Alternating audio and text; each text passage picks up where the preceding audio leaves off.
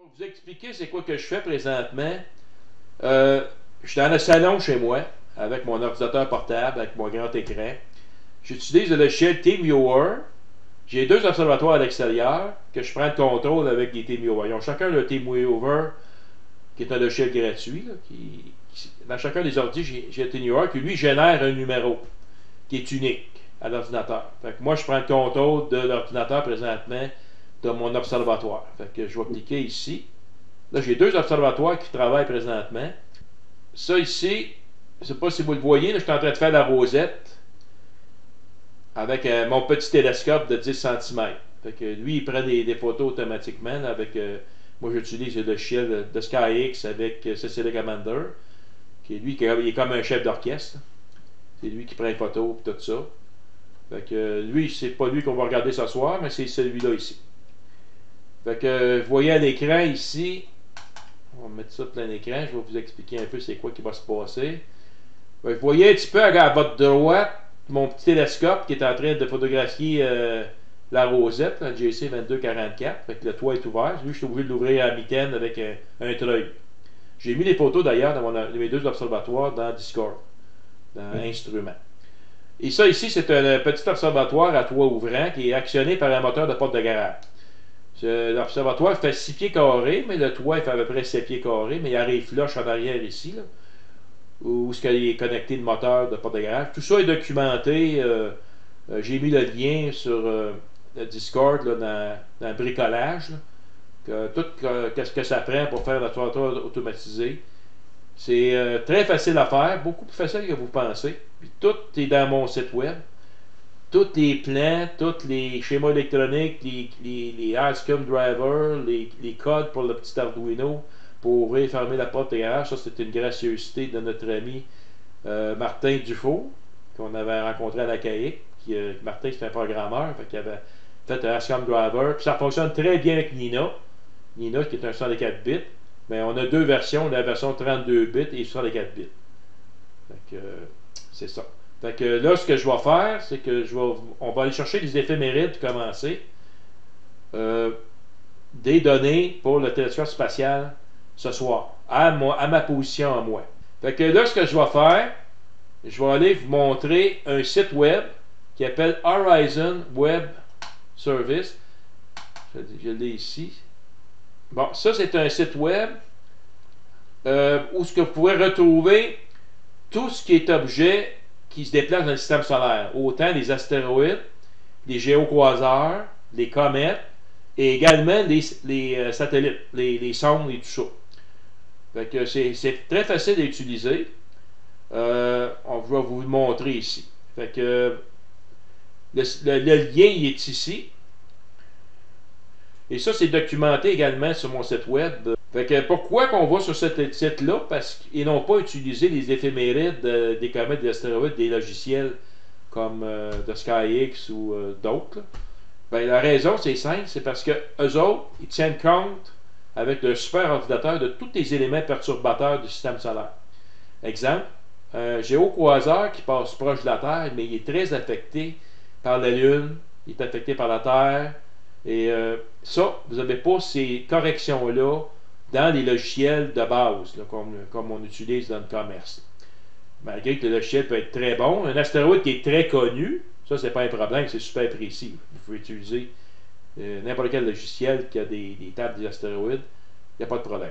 Par contre, dans le cas des comètes et des astéroïdes géocroiseurs, ben, eux autres, leur orbite n'est pas tellement connue, mais il faut aller sur un site comme eux autres, parce qu'eux autres font affaire directement avec les gros observatoires du monde entier. Tous les observatoires du monde entier envoient leurs données de position, d'astrométrie à ce site-là. Eux autres, c'est compilé avec des super ordinateurs, puis vous allez retenir les éphémérides. Fait que pour avoir les bons éphémérides, mais il faut évidemment rentrer les bonnes données. Fait que normalement, ici, le Horizon System, Ephemerid Type, là, c'est marqué Observer Table, ça, on ne change rien sur ça. Par contre, Target Body, c'est là qu'on choisit le type d'objet qu'on veut photographier. Je clique sur Edit. Et là, ici, on vous demande de rentrer l'objet en question. Fait, si vous connaissez le nom de votre objet, ben, vous le rentrez ici. Ben, moi, mettons que je ne sais pas c'est quoi, comment c'est entré l'information, exemple, sur un vaisseau spatial, comme on a fait avec Eric l'autre fois. On a fait la capsule Orion. Mais c'est là qu'on avait été chercher les éphémérides sur le site de GPL. Fait que quand on ne sait pas, on rentre, exemple, ici, Spacecraft. Spacecraft, Enter. Il fait une recherche ici. Ça, c'est tous les objets qui sont dans la base de données. Fait que vous avez la sonde Lucy, vous avez la sonde Cassini. Évidemment, il y a plein d'objets dans ça qui ne sont pas observables. Vous avez la sonde TESS ici, qui est fait des recherches d'exoplanètes. Vous avez Messenger. Mais on avait la capsule Orion l'autre fois. C'est Mario Hébert de Trois-Rivières qui nous a initié à ça. Mario était le premier à photographier la sonde Persévérance en direction de Mars. Et moi, ça m'avait bien impressionné. Puis je me demandais où il était allé chercher ces éphémérides. Puis il m'avait dit sur ce site-là. Fait que vous voyez ici, vous avez le James Webb Space Telescope. Fait que son code, c'est ça ici. Fait que vous le sélectionnez. Puis simplement vous le sélectionnez. Puis il va apparaître ici James Webb Spacecraft. Fait que quand la prochaine fois qu'on va envoyer les sondes dans l'espace, comme si vous avez une sonde qui est en direction d'un astre quelconque, puis il est documenté, il est suivi par ce site-là, mais faites Spacecraft, allez le sélectionner, puis il va rentrer ici. La deuxième chose, il faut rentrer votre localisation. La localisation en latitude, longitude. Bon, normalement, vous cliquez sur Edit, et là, il vous donne des exemples ici. Moi, j'ai un observatoire qui est déjà identifié.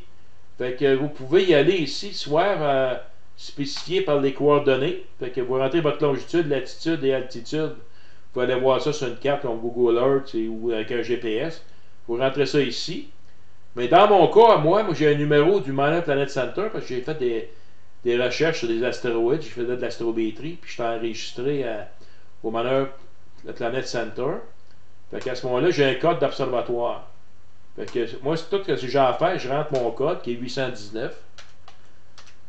Et là, toutes mes coordonnées sont dessus. Ici. Fait que Val-des-Bois Observatory, code 819, c'est les coordonnées. Maintenant, ici, la période de temps. Il ne faut pas oublier que c'est en temps universel. Fait que faut rajouter 5 heures à l'heure actuelle. Là, actuellement, il est 20 heures. Fait qu'on va être la prochaine journée, qui va être, on est le 14, ça veut dire que la journée du 15. Fait que je vais ici, je clique Edit, je marque le début, le 15, on est le 15, mettons le 16. Bon, autrement dit, il faut que les données, c'est tout en heure universelle. Et ça ici, je peux aller ici par les step size, ça peut être par jour, si je clique sur la petite flèche, ça peut être par heure, par minute. Mais dans le cas du télescope spatial, je pense qu'on va y aller... À la minute, tiens. On va avoir plus de précision. Quoique, ça c'est bon pour un géocroiseur. On va y aller par heure. Ça va être trop tassé. Il ne déplace pas quand même. Bon, à cette heure, je clique Use Specific Timer Span. Fait que ça, c'est mes données pour mon site d'observation. Après ça, je sais simplement cliquer Generate Ephemeris ici.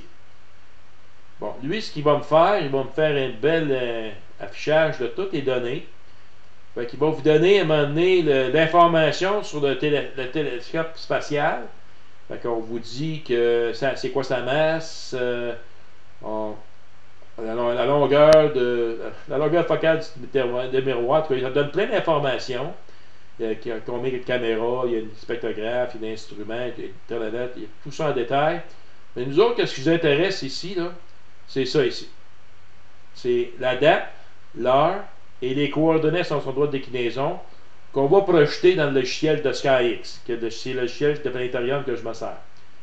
Bon, ça ici, c'est une copie écran, mais il y a également la possibilité de le sauvegarder en fichier texte.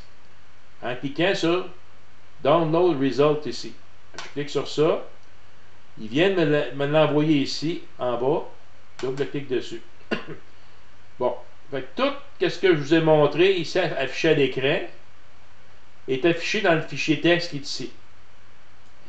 Mais moi, ce que j'ai besoin d'avoir, c'est seulement que les coordonnées. Fait que pour les importer dans SkyX, je vais simplement enlever ce qui n'est pas nécessaire. Fait que tout le texte qui est ici, je le sélectionne jusqu'aux premières données de son centre de déclinaison, qui est ici.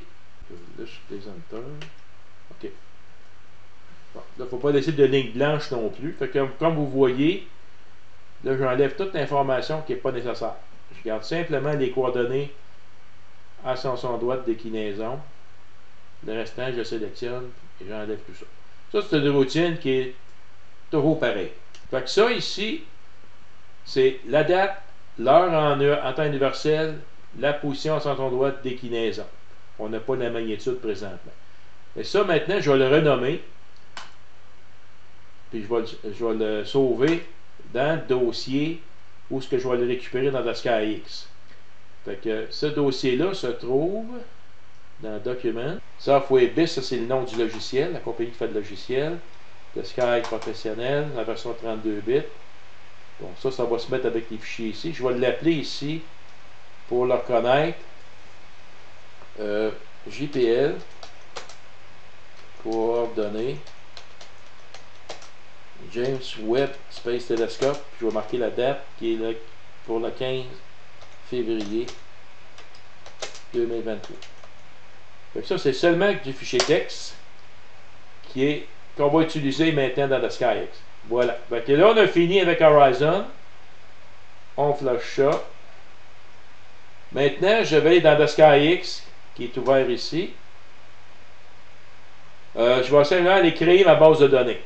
Fait que je vois ici dans Input. Là, vous n'avez pas besoin de comprendre ce que je fais. Là. Je vais vous expliquer.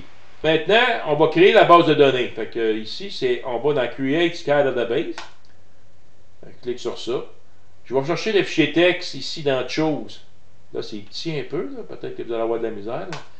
Je vais chercher mon fichier texte que on devrait retrouver ici. James Webb.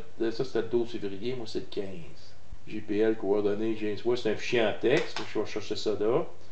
Là, il affiche tous les champs qu'il y a ici. Là, la seule chose qu'il faut que je fasse, il faut que je définisse les champs que je veux qu'il aille chercher de l'information. Fait qu'ici, ça va être un label, ici.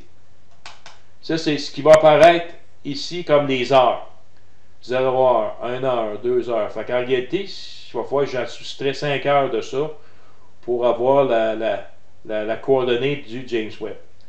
Fait que cette partie-là, j'ai sélectionné, puis cette partie-là va faire partie du label. Maintenant, il faut que je chercher la coordonnée en heure ici de l'ascension droite. Fait que je la sélectionne. Je vais plus loin. Là, je vais marquer hours ici. Fait que je double-clique dessus. Oups, ici, j'ai pas fait comme il faut. On va sélectionner à nouveau. C'est petit à mon écran. On va recommencer. Voilà. Ça, c'est les coordonnées en heure. Maintenant, en minute, ici, je sélectionne. Fait que RA minute ici. Oups, voyons. Oui, OK. Et ça, c'est les minutes ici. Fait que il faut juste s'assurer qu'on sélectionne les bonnes parties du texte. Fait que RA, ça, c'est les secondes, pardon. Voilà. Ici, j'ai le signe de la déclinaison. Fait que je sélectionne juste lui. Fait que sign deck, ici. Ici, je vais avoir les degrés. Fait que je sélectionne. Oh, attendez une seconde pour pas que je sélectionne le signe, juste lui. Fait que déclinaison en degrés. Et une minute ici. Déclinaison minute. Et déclinaison en seconde ici. Voilà. Okay. Ça va être correct. Maintenant, on passe aux deuxième étape, ici. Fait que je vais l'appeler ici dans Identifier. Je vais simplement sélectionner. Je vais l'appeler James Webb. James Webb Space Telescope. Je vais marquer la date, le 15 février. Bon. Là, ici, il faut absolument que j'aille cocher ça ici pour qu'il puisse apparaître dans mon planétarium. Il va apparaître en arrière ici. Ensuite, on continue ici. Là, je n'ai rien à mettre là. Et ici, je fais simplement ici Create Database, la database. Fait que je clique ici. Fait que là, il vient de me la créer, puis il vient de me la mettre ici. Bon, ma base de données, elle est créée. Maintenant, on va y accéder. Fait que je vais simplement... On va aller voir c'est où dans le ciel. Elle est ici. Ah, tu vois, j'avais déjà des coordonnées d'une autre période que j'ai pris en photo. D'ailleurs, moi, j'avais réussi à la photographier l'autre fois. Regardez la coordonnée que ça donnait. Ça, c'était le 7 février, je pense. Attends, je vais aller vous dire, je vais aller voir ici. Input, Database Manager, My Database, My Sky Database ici. Bon, ok, ah, j'ai pas mis la date. Mais je voulais que je vais en enlever de bord. Simplement le décocher. Et on va aller sélectionner celle-là ici. Bon, toutes mes données apparaissent ici. Et ce qui m'intéresse, moi, c'est surtout ça ici. Ouais, voyez-vous qu'on part de 0 heure, 1 heure, 2 heures, 3 heures. Fait que regardez la courbure que ça fait bizarre. Ça fait un vertical. Il va se déplacer à la verticale, mettons comme ça, quand on va comparer les images. Puis à un moment donné, rendu dans la courbe ici, là, ça c'est 8 heures. Vers 3 heures du matin, il va s'en aller, lui, droit de devant. Fait que ça, c'est à cause de l'effet de parallaxe. Là. Lui, il orbite au point de Lagrange présentement. Et il est à 1,5 million de kilomètres. Sa grosseur est environ l'équivalent d'un terrain de tennis. Là, il faut que je m'assure de... Ici, ce qu'on voit en violette, c'est le champ de ma caméra CCD qui est une full frame. Moi, c'est une vieille caméra des années 90. C'est une caméra CCD. Une SBIG STL 11000M qui est une monochrome. Mais full frame, c'est 24 mm par 36 avec des pixels de 9 microns. J'utilise cette caméra-là parce que moi, j'ai une très longue focale. J'ai 2555 mm. Puis il faut que ça soit bien échantillonné. Fait que la grosseur de 9 microns, c'est parfait pour mon télescope. Parce que ce que je vais faire ici, c'est que je vais centrer, mettons que je vais le prendre comme ça ici. On va le mettre pas mal au centre. Et je vais aller cliquer pour que j'aie toute la chance de... Lui, il va se déplacer comme ça. Mais je vais toujours avoir le même champ. Chaque photo va toujours être pareil. On va utiliser le logiciel MaximDL pour comparer les images. On va essayer de le détecter dans ça. Fait que ce que je vais faire simplement, c'est que je vais cliquer sur un des petits points ici, là, pour envoyer mon télescope dessus. Fait que je vais cliquer sur, ça c'est 5 heures, 6 heures. Fait que je clique sur le petit point ici. Puis je vais voir ici dans Find, ben, il était déjà là, puis là je vois 6 heures ici. Et avec toutes les coordonnées qui correspondent à ce point-là. Bon, ce que je vais faire maintenant, c'est que l'aspect qui est sélectionné dans DoskyX, moi je vais aller préparer à ouvrir mes autres logiciels pour prendre des images. Fait que lui, je le mets en bas. Je vais mettre ça sur l'écran. Et là, je vais ouvrir tous mes logiciels. Fait que, moi, j'ai tout mis ça en séquence ici. Fait que le premier logiciel que je vais aller vérifier, ici, moi, j'ai une caméra pour regarder le ciel. Est-ce que mon ciel est encore clair? C'est simplement une caméra ZWO 178 mm avec une lentille qui vient avec, une lentille grand champ. C'est une lentille d'à peu près 150 degrés de champ que j'ai mis dans une petite boîte de plastique avec un petit dôme que j'ai fait venir sur Amazon avec un petit système de chauffage pour pas que la neige pour que la neige puisse fondre dessus. Et là, je vois mon champ ici qui apparaît. Je connais très bien mes constellations. Fait que ça, c'est l'ouest ici. Fait que j'ai la constellation d'Orion qui est un peu du côté gauche, du côté droit de mon écran. Et lui, si je ne me trompe pas, il est situé. Je vais juste dégrossir un peu. Si je ne me trompe pas, il est dans il n'est pas loin du Gémeaux. Fait qu'on voit ici le Gémeaux. Ça, c'est la ligne rouge, c'est la ligne du méridien. Le méridien des lieux. Fait que ça, c'est Castor et Pollux. Fait qu'il est juste en dessous de Castor et Pollux présentement. Fait que, il va passer au méridien, lui. Transit time à 22h18. Fait qu'il faut tout que je considère tout ça. Bon, fait que je me sens en bas. Mon ciel est clair, donc on peut procéder. Bon, ici, j'ai ma caméra qui me permet de voir mon observatoire. Fait que l'observatoire, il est là, le toit est fermé. Puis tantôt, ben, lorsqu'on va actionner la séquence, on va voir le toit s'ouvrir, on va voir le télescope se placer en home position, puis il va commencer, alors, il va faire son focus et tout ça. Je vais tout vous expliquer ça en détail. Bon, fait que ici j'ai des web switch. Je vais vous montrer, je vais vous ouvrir le logiciel. Les web switch, c'est des switches que tu peux ouvrir et fermer à distance. C'est un digital logger. Fait que ici, vous voyez, j'ai 8 switches que je peux ouvrir ou fermer. Fait que statut, c'est on ou off. Fait que si je veux le mettre à off, lui, mais je clique sur off ici. Si je veux le mettre à on, je peux le mettre sur on. Comme lui, accessoire plane wave, monture Paramount, caméra big plane wave, c'est tout fermé présentement. Mais si je veux les ouvrir, j'ai simplement qu'à cliquer ici sur switch on. La beauté de ce petit système-là, c'est tout documenté dans mon site web sur la fabrication des accélérateurs automatisés, c'est que je peux également créer des scripts pour le faire automatiquement. Puis ces scripts-là, je peux l'intégrer dans un logiciel comme Nino ou bien CCD Commander. C'est ce que j'ai fait d'ailleurs. C'est des scripts très simples. C'est à peu près une ligne que tu mets dans un fichier BAT. Puis lui, quand il passe ce fichier-là, ben, il exécute le script. Puis c'est comme si vous aviez vous-même cliqué sur le bouton Switch On ici. Fait que je vais le laisser juste en bas pour vous montrer ce que ça fait. Fait que mon petit script ici est ici. Fait que si je double-clique sur ça, ben, ça va ouvrir tous mes accessoires d'un clic. Fait que je double-clique dessus. Fait que là, il exécute chacun des scripts. Ici, je viens voir ici ma Web Power Switch. Là, je vais faire un refresh. Vous voyez, il a tout mis ça en on automatiquement.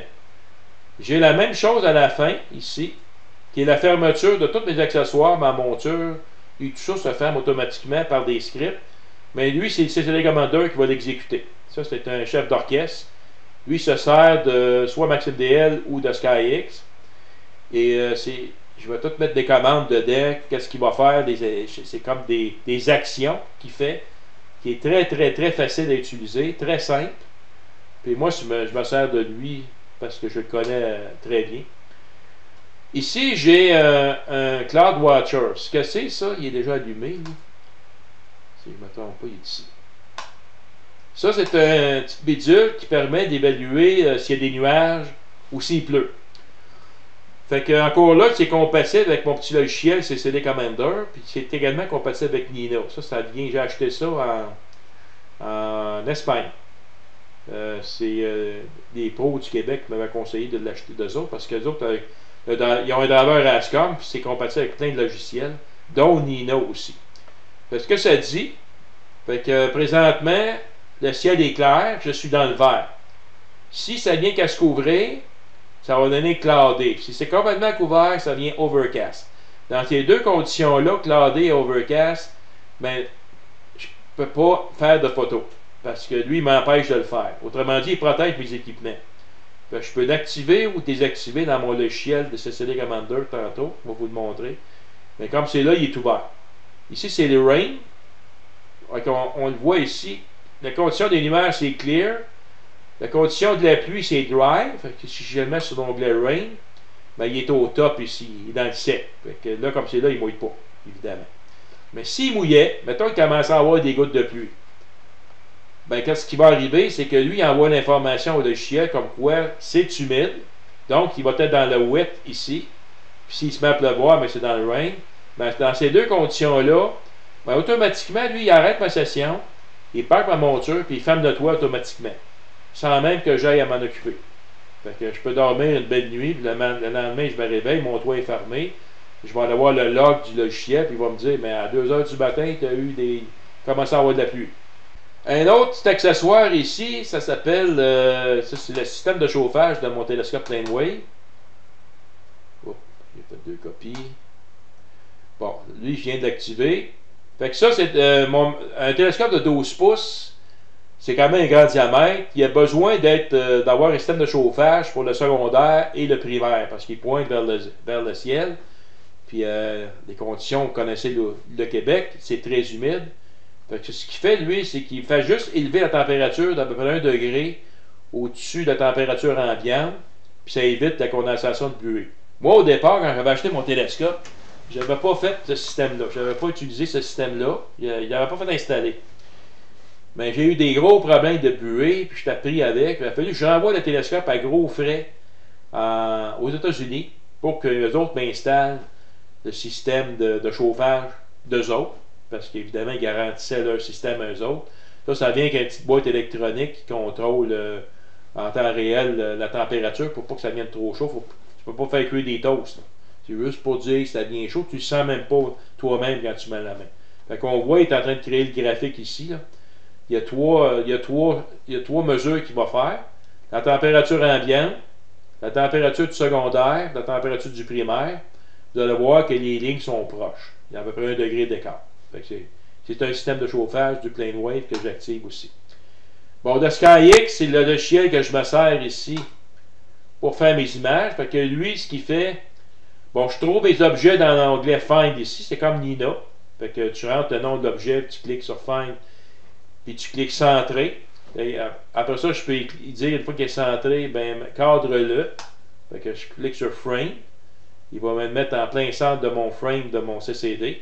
Ça, c'est le champ de mon CCD qui est à l'échelle de la carte du ciel. Moi, mes caméras sont orientées exactement dans le même sens que les ascensions droites de déclinaison. Fait que vous voyez mon carré, là, il est exactement dans le même sens. Fait que si une étoile, je veux qu'elle se déplace vers la droite, elle s'en ira pas en diagonale, à cause que ma caméra est croche.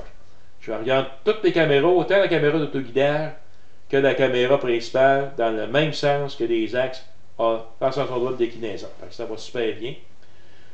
Et ici, télescope, ben moi, ici, ça c'est l'onglet télescope parce que de SkyX, il prend toutes les photos, lui. Il peut utiliser un rotateur, un focuseur et tout ça. Fait qu'il y a tout un module pour prendre des images. Par contre, il ne fait aucun traitement d'image. C'est un peu l'inconvénient du logiciel, mais Nina, c'est un peu comme ça aussi. Nina prend des photos, mais il ne fait aucun traitement du ciel. Maxime DL, par contre, lui, le fait. Fait que je peux prendre des photos dans The Sky ou je pourrais prendre des photos dans Nina pour aller utiliser un logiciel comme Maxime DL pour faire des comparaisons des images ou de PixelSight. Fait que moi, présentement, je suis en remote, mais celui que je me sers pour faire mes images de traitement et pré-traitement, c'est celui dans mon gros ordinateur le plus puissant qui est dans ma maison, celui que j'utilise présentement, qui est un laptop, un Inspiron 15000 de Dell, la compagnie Dell, qui est un gaming. C'est le meilleur laptop que j'ai acheté de ma vie. Il est super stable. J'ai mis un SSD de 1 TB dedans. J'ai mis 8 GB de mémoire. Puis quand je travaille avec PixelSight, j'entends le processeur travailler, là, mais il fait une belle job. Puis il est très très stable. Ici, vous avez la caméra. Moi, j'ai configuré ma caméra dans ça ici. C'est une Zbig ST10. Tout est configuré dans ça, température et tout ça. Tantôt, quand je vais partir de l'échelle, CCD Gamma, il va tout m'ouvrir ça automatiquement. Il va tout faire ça. C'est lui qui est chef d'orchestre. Il va tout ouvrir le Sky, il va tout ouvrir ce qu'il faut. AutoGuider, mais moi, je ne me sers pas d'AutoGuider de Sky, même si je pourrais me servir. Puis je ne me sers pas du focuseur non plus de Sky. Je me sers d'un autre logiciel qu'on appelle SkyGuard ici. Bon, SkyGuard, ce que c'est que moi j'ai un ONAG, un On-Axis Guider. Le On-Axis Guider, c'est simplement comme une espèce de petite boîte avec un miroir à 45 degrés. Que d'un côté, je vais avoir ma caméra de faire la photo, puis en arrière, moi j'ai une caméra d'autoguidage qui est une ZWO 1600. Puis le miroir a une caractéristique spéciale, c'est que lui, il laisse passer l'infrarouge. Donc la caméra CCD est sensible dans l'infrarouge. Et il réfléchit 95% de la lumière vers la caméra CCD ou le CMOS. Fait que l'avantage de ce bidule-là, moi je suis avec une longue focale. Une longue focale, ça ne pardonne pas. Le guidage doit être extrêmement précis et le focus aussi. Moi, je m'apercevais au début de la soirée que j'avais des images qui étaient super nettes, puis à la fin de la soirée, ils étaient complètement dégradés à cause des changements de température. Et souvent, vous voyez ça dans les routines de Nina ou d'autres. Ben, habituellement, vous arrangez pour faire au moins 1 ou 2 séances d'autofocus durant la nuit. Ça a des avantages et des inconvénients. C'est que là, vous êtes obligé de suspendre votre session de photo en faisant ça. Et l'autre désavantage, c'est que ça peut nuire à votre session de photo aussi. Vous êtes obligé quasiment d'être là ou vous assurer que ça fonctionne. Lui, ce logiciel-là, SkyGuard, moi, il est quand même indépendant. Il travaille indépendant. C'est lui qui s'occupe d'autoguidage, c'est lui qui s'occupe d'autofocus en temps réel. Autrement dit, il fait l'autofocus à plein champ durant toute la période de la nuit. Je ne vais pas m'en occuper. Puis il fait également l'autoguidage. Puis lorsqu'il va avoir le Meridian Flip, ça veut dire que le télescope va se déplacer de l'autre côté du méridien. Mais automatiquement, lui, une fois qu'il va centrer ma cible, il va faire des plate solve, il va centrer ma cible, puis le logiciel va trouver une étoile guide de référence, puis il va continuer à faire des photos automatiquement. Fait que je n'ai pas à m'en occuper. Donc, on va ouvrir le logiciel SkyGuard. C'est pour ça que je les ai mis en ligne. C'est toute la séance de... Ça, c'est une routine. Là, je vous l'explique. Mais normalement, ça se fait en quelques clics. Là, puis je suis prêt à photographier. Là. Je peux tout préparer ça d'avance aussi. Lui aussi, SkyGuard, il y a des scripts que je peux inclure dans mon logiciel pour faire plein de choses, là, comme trouver des toits de guide, refaire une nouvelle calibration et tout ça. Ça, c'est le logiciel. Je vais le connecter. Fait que tout est configuré dans l'instrument. Si je vous le montre. Fait que ici, c'est mon télescope. Vous pouvez faire plusieurs configurations de différents instruments différents. Fait que moi, c'est mon plane wave. J'ai rentré sur la longueur focale, le rapport focal, le diamètre et tout ça. J'utilise le logiciel de SkyX avec ma monture. J'utilise une caméra Zbig et tout ça. Fait que tout ça, tu configures ça dans le logiciel. Puis après ça, tu connectes ça. C'est lui qui va s'occuper de faire l'autoguidage. Puis ça, normalement, tu fais une calibration. Tu fais ça une fois. Si tu n'as pas affaire à bouger ta caméra, tu fais ça une fois, puis tu n'as plus moins de le refaire quasiment pendant des mois de temps. Fait que, là, ça veut dire que tu n'as pas de PhD avec ça. Non. Tu dis c'est pas PhD. Là. Non, ça, c'est pas PhD. Ça, c'est SkyGuard. Ça, c'est pour pour les longues focales. C'est pour les très longues focales. Okay. Les petits télescopes, comme vous avez, vous autres, PhD fait la job. C'est pour ça que moi, je conseille toujours aux gens qui commencent dans la photographie, tu commences avec petit. Comme vous faites tout. Vous faites parfaitement bien de faire ça. Fait que Start Exposing, ici, ça c'est ce qu'on va peser tantôt. Fait que là, lui, il est prêt à être utilisé. Bon, maintenant, je suis rendu à lui. Je pourrais utiliser Maxime DL aussi, mais ça, on va l'utiliser tantôt. Fait que je vais l'ouvrir tout de suite. Parce que c'est avec lui qu'on va aller comparer nos images pour essayer de trouver le fameux télescope spatial. Fait que je vais l'ouvrir, il sera déjà ouvert. C'est un très bon logiciel, il est quand même dispendieux. Nina, il est gratuit. Fait que, dans le cas, on n'avait pas. Nina, c'était inclus avec le DL qu'on avait. Fait qu'on était pris un peu avec. Moi, ça fait longtemps que je fais de la photo. Fait que c'est sûr qu'aujourd'hui, je vais prêcher pour Nina, pour tout le monde. Puis je connais très bien les logiciels comme de SkyX. Le SkyX, ça vient avec une monture Paramount. Ça. Quand tu achètes ça, là. Puis moi, j'avais déjà de SkyX avant que j'avais une monture Paramount. Parce que ça fait à peu près comme quasiment 30 ans ou 40 ans qu'eux autres, c'était des frères, ça, avec un paquet d'ingénieurs qui travaillent avec eux autres, qui font des super de bonnes montures, eux autres. Moi, j'ai une Paramount, j'adore ma Paramount. C'est parfait, ça, pour faire plein de choses. Tu peux suivre les satellites, tu peux suivre les comètes, tu peux suivre les sondes spatiales aussi, tout ça. C'est merveilleux. Bon, mon petit logiciel, qui est mon petit chef d'orchestre, on est rendu là, c'est CD Commander. Fait que vous allez voir, il n'y a rien de compliqué dans ça. Donc on va l'ouvrir. Il est déjà tout monté. Ça, c'est des petits problèmes de Windows. Ça, je l'ai coqué. Il devrait m'ouvrir mon affaire. Bon, fait que ça, CD Commander, c'est pas plus gros que ça. C'est simplement des actions. Fait que je vais aller chercher mon modèle. Bon. Encore là, lui, ce logiciel-là, il utilise le SkyX ou Maxime DL, un des deux. C'est pour ça que dans Nina, on va avoir Patrick Dufour qui va nous expliquer la séquence avancée. Alors, à l'accueil. La séquence avancée, vous pouvez quasiment tout faire ce que lui fait. Avec l'avantage que l'autre est gratuit, puis lui, il coûte 100$ US. Puis ça te prend de SkyX, et qui est quand même pas donné non plus, c'est autour de 300$ US. Moi, j'aime ça avoir une interaction avec le ciel. C'est-à-dire, je connais très bien mon ciel, je connais très bien mes constellations, je connais très bien mes objets célestes. J'aime ça manipuler mon instrument pour aller voir où ce qui pointe dans le ciel. Je reconnais mes constellations. Puis quand je peux prendre des photos, ben, je vais aller travailler mes photos sans les traiter. Là, mais je peux juste faire un petit pré-traitement puis m'amuser, essayer de trouver des affaires dedans, comme des comètes, des astéroïdes. Ça, c'est super la fun à faire.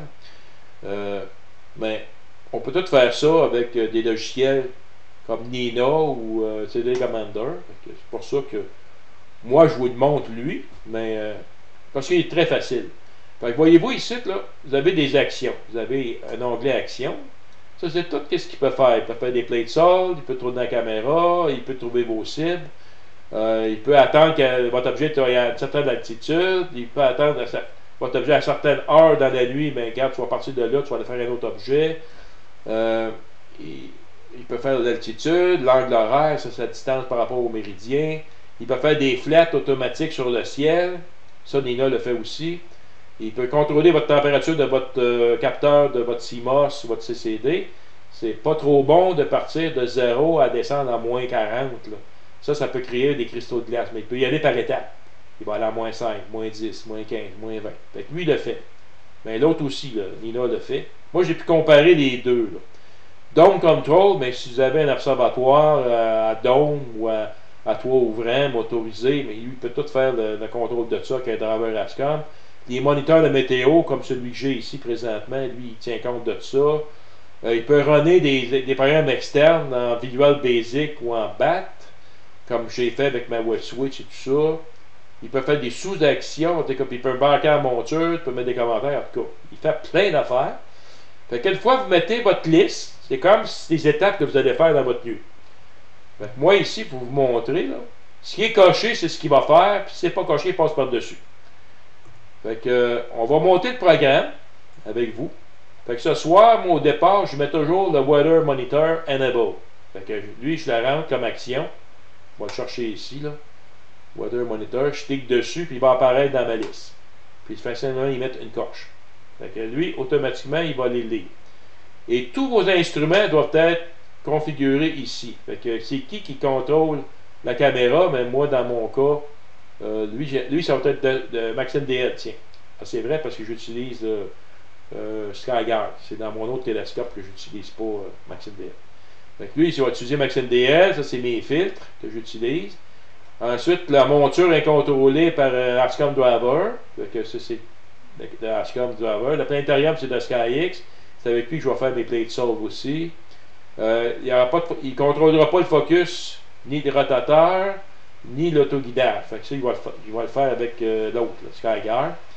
Le dôme va être contrôlé par un driver ASCOM, puis le moniteur Weather Monitor aussi. Fait que ça, tu rentres tous les paramètres dedans. Mon plate solve, moi, je vais le faire avec le SkyX. J'ai rentré les paramètres ici. Et tout ça. Fait que ça, tu configures ça. Une fois que c'est configuré, puis ça marche, ça va bien. Bon, ici, je pourrais y mettre une Intelligence Cooler Action. Ça veut dire que je pourrais monter par étapes. Je ne le ferai pas parce que ça va aller plus vite. Ici, je vais cliquer Open Dome. Ici, j'ai un script pour mettre mon télescope en Home Position. Ce que c'est le Home Position, c'est que le télescope Paramount, la monture Paramount, elle doit se placer en position 2 heures à l'ouest du méridien. C'est comme c'est là qu'il part. Fait une fois qu'il est rendu là, lui, il part là, puis il sait qu'est-ce qui est son orientation dans le ciel. Après ça, je peux trouver n'importe quoi. Fait que le Home Position, ben, il faut qu'il le fasse. Puis je savais pas comment le faire. Je suis obligé de le faire manuellement. Mais également, la monture Paramount, puis le chef de Sky, on peut utiliser un paquet de scripts en Visual Basic. Fait que j'avais écrit sur la liste de forum de discussion de SkyX, j'avais posé ma question, comment qu'on peut mettre, pour faire le télescope, le mettre sur Home Position. Il y a un monsieur bien gentil qui m'a envoyé le code. J'ai simplement mis ça dans une ligne, puis j'exécute la ligne, puis ça marche très, très bien. Fait que lui, ici, je vais runner le petit script pour mettre ma monture sur le Home Position. Bon, ensuite, je vais laisser passer les autres. Ici, j'avais mis à attendre jusqu'à 22 heures, ça dépend des objets que je fais. Bon, je vais m'en créer un ici. J'en ai déjà un ici, on appelle ça une sous-liste. Parce que ça, j'avais commencé ça hier. Je vais les décocher ceux-là. Je vais m'en créer un de n'importe quel autre. Là. Je vais prendre celui-là. Tu peux faire des copier-coller. Je copie cette liste-là ici. Moi, simplement changer les informations dedans. Fait que je fais un copy action, puis je fais un paste. Fait que je viens de recopier ici une action sur NGC 45.5. OK, j'aurais pu le faire avec M81 parce que je l'ai fait hier. On va faire plutôt celle-là. Copier, coller. Voilà. Bon, là, je vais aller prendre celle-là. Double-clic dessus pour ouvrir cette partie-là. Bon, maintenant, ici, c'est dans ça qu'on va configurer mes prises d'image, l'objet que je veux cibler, tout ça. Fait que je vais peut-être cliquer ici sur cette action-là. Bon, tantôt, dans le SkyX, j'avais été sélectionné, find ici, la position 6 heures, qui est ici. Bon, mais c'est ça que je vais aller chercher. C'est très simple. C'est Get Array Deck from the Sky. Je clique sur ce bouton-là. Il va aller lire qu'est-ce qui est dans la fenêtre ici, Find. Fait que j'ai 0.6 qui apparaît là. Puis j'ai le mouse click position, mais moi c'est 0.6 qui m'intéresse. Fait que je sélectionne, puis je clique OK. Fait que ce qu'il va me faire, lui, c'est qu'il va aller chercher les informations dans son doigt de déclinaison qui est ici, 7h55, 15, 13. Puis il va les mettre ici. Puis là, ici, il est sur GNOW. Ça, c'est maintenant. Puis il va calculer la précession en conséquence. Fait que je fais ça une fois comme ça. Fait que je clique OK après. Et là, je vais l'activer. Je mets une coche ici. Ici, je vais faire un play de solve. J'en fais deux plays de solve. Ce qu'il va faire, il va prendre une photo de mon champ. Il va comparer avec les étoiles de mon planétarium qui est en arrière-plan. Puis il va dire, ben, toi, ta cible, elle est là, mais ton télescope pointe là. Il va calculer l'écart. Puis il va ajuster le télescope pour le centrer exactement dessus. Fait que moi, j'en fais tout le temps deux. Puis ici, je vais reproduire également, une fois qu'il va avoir fait deux plays de solve, il va calculer l'écart. Ben, je vais lui dire, ben, là, il va être proche. J'ai dit encore, va-t'en vers ta cible. Ben, je vais juste la configurer parce que j'avais M81. Puis encore là, je fais simplement get the sky. Fait que je vais chercher la position 0.6. OK. Fait que je clique dessus. Bon, fait que là, ici, c'est que ça veut dire, ces actions-là. Ça veut dire, va-t'en sur la position 6 heures. Fais-moi un play de solve, centre-moi ma cible. Après ça, ici, c'est un Run Sky. Ça, c'est le logiciel SkyGuard.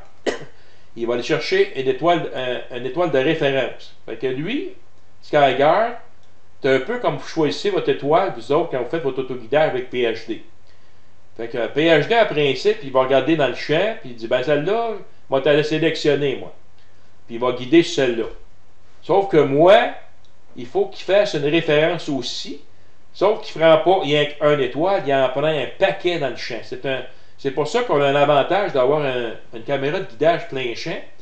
Parce que lui, il va faire un guidage, non pas sur une étoile, mais il peut en faire sur une dizaine d'étoiles. Puis même si l'objet est très faible, puis il est juste un petit peu au-dessus du background, ben, il est capable de localiser cet objet-là pour faire un guidage dessus. Fait que ça fait un guidage extrêmement précis. Et c'est pour ça que j'aime beaucoup ce logiciel-là, parce qu'une fois qu'il est bien configuré, il trouve toujours une étoile guide quelque part dans ton champ. Fait que tu ne cherches plus pas en tout d'étoile guide avec ça, c'est que tu le trouves facilement dans ton champ. N'oubliez pas qu'on est à longue focale.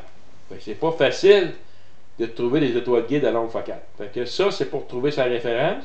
Maintenant, ici, je vais activer la prise de photo. Fait qu'ici, j'ai cliqué sur... Je vais simplement double-cliquer dessus pour ouvrir la fenêtre. Bon, voilà. Bon, ici, c'est des expositions de 600 secondes. Bon, 600 secondes, pourquoi je prends... C'est des 10 minutes. Ben, je vais aller chercher, même si l'objet, il risque de faire une petite ligne, parce qu'il va vite, lui, ben, je vais aller chercher sa magnitude s'il est faible. Fait que si je prends des 60 secondes, ben, j'ai pas beaucoup de...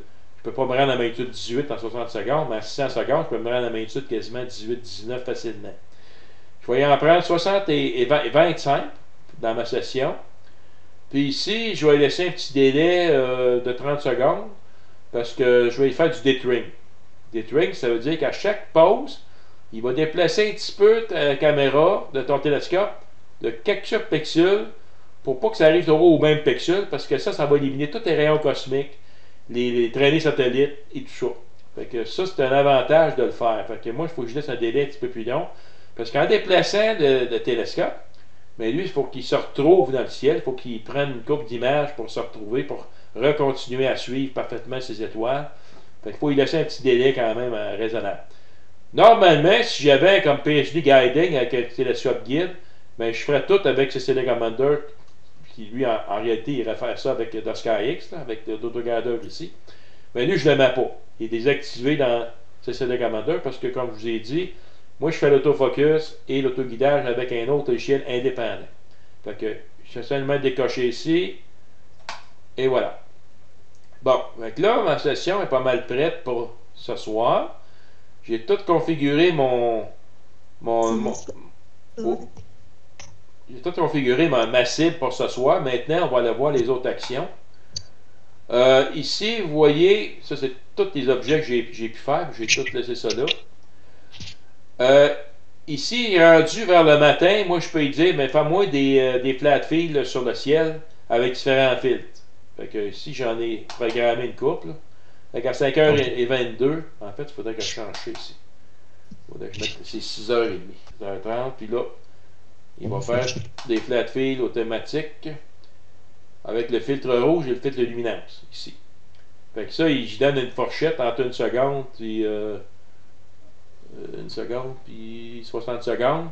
Puis il faut que ma moyenne soit entre 25 000 et 35 000, parce que c'est une 16 bits. Puis quand il y a ces critères-là, ben, il va sauvegarder automatiquement mes images. Ça va faire mes images de flat field. J'ai pas besoin d'avoir un écran illuminé. Je le fais sur le ciel. J'arrête le moteur, mais lui, il arrête automatique. Puis il laisse défiler les étoiles, puis ça va tout disparaître. Après ça, qu'il va faire, il va packer la monture. Il va fermer mon dôme. Il va refroidir graduellement ma caméra.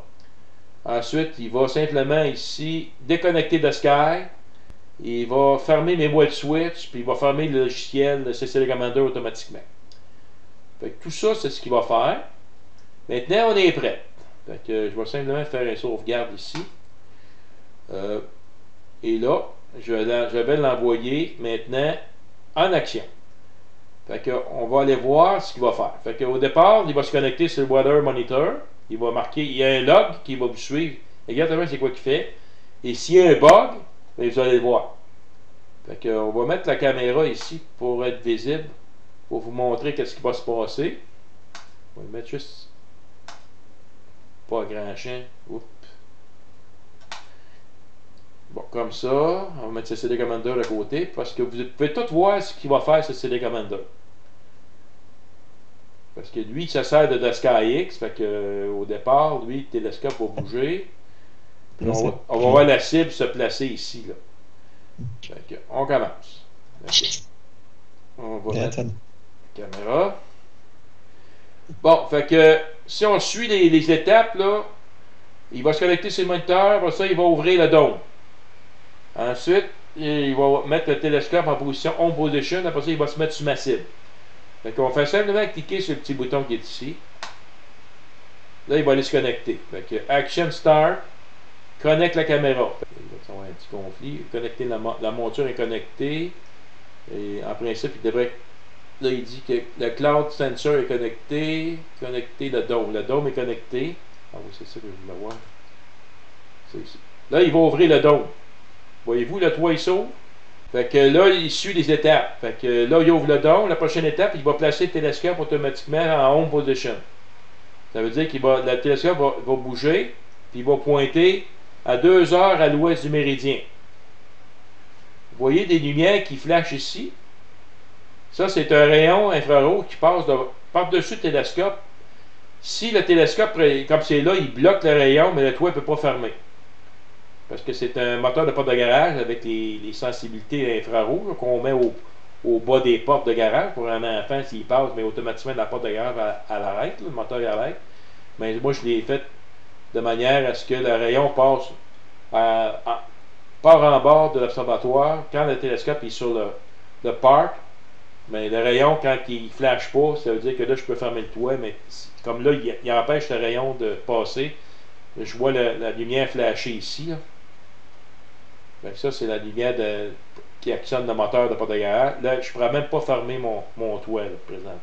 J'ai une batterie backup qui protège mon électricité si jamais j'ai une panne, là, qui me donne une autonomie d'environ 40 minutes.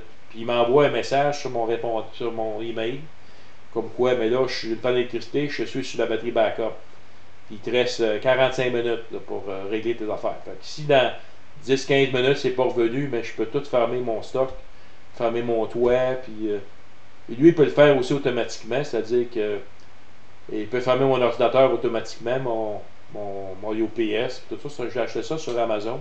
C'est bien pratique. Puis encore là, c'est tout inclus dans mon dossier. Oups, ici, j'ai oublié quelque chose. Là, il m'envoie, il attend après le Twilight. Donc là, j'ai une erreur. Donc, je ferme ça, j'arrête ça, puis je vais voir c'est quoi mon erreur. C'est probablement que j'ai pas coché. J'ai pas coché mon affaire. Fait que, c'est vrai, j'ai oublié de cocher. On avait mis M81 ici. Je vais juste vérifier. Ouais, c'est ça. Je vais marquer ici. Je vais remplacer M81 par James Webb. James Webb Space Telescope.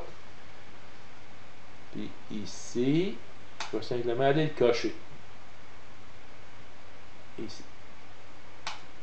Voyez-vous, le log me dit, mais là, il a passé par-dessus parce qu'il n'était pas coché. J'avais un problème. Bon, maintenant, le toit est ouvert, puis le télescope, il pointe en position home position. Je n'ai pas besoin de le refaire. Fait que je décoche ici.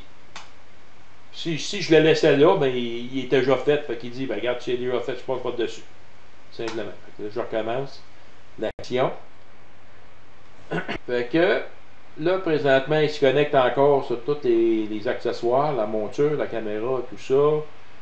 Puis il marque l'heure ici qui fait l'action. Fait qu'il faut suivre le log. Fait que là, présentement, on voit, là, il va faire l'action de déplacer le télescope sur ma cible. Fait que là, ce que je vais faire, c'est que je vais activer ici. On va activer l'autofocus et l'autoguidage. Maintenant qu'il est prêt à faire de la photo. Fait que je vais revenir à les Commander. Bon, là, il s'en va sur la cible 06. Fait que je l'ai perdu, là. Je vais juste la replacer. Entrer ici. Bon, fait que là, vous allez voir, je vais dégrossir, là. On devrait avoir une cible qui se déplace dans le logiciel. Là. On va faire le tour du méridien. C'est ça. Vous voyez en haut le rond, là, ça c'est mon télescope, qui va passer le méridien parce qu'il est à l'ouest. Ça, c'est les fenêtres qui s'ouvrent. C'est marqué SkyGuard. C'est SkyGuard qui est en train de s'activer. Il va se mettre en mode. Il va commencer à prendre des photos automatiquement. Il va falloir que je lui donne un petit peu de temps pour qu'il puisse faire son focus. Puis je vous expliquerai SkyGuard qu'est-ce qu'il va faire tantôt. On va juste attendre que lui fasse sa cible.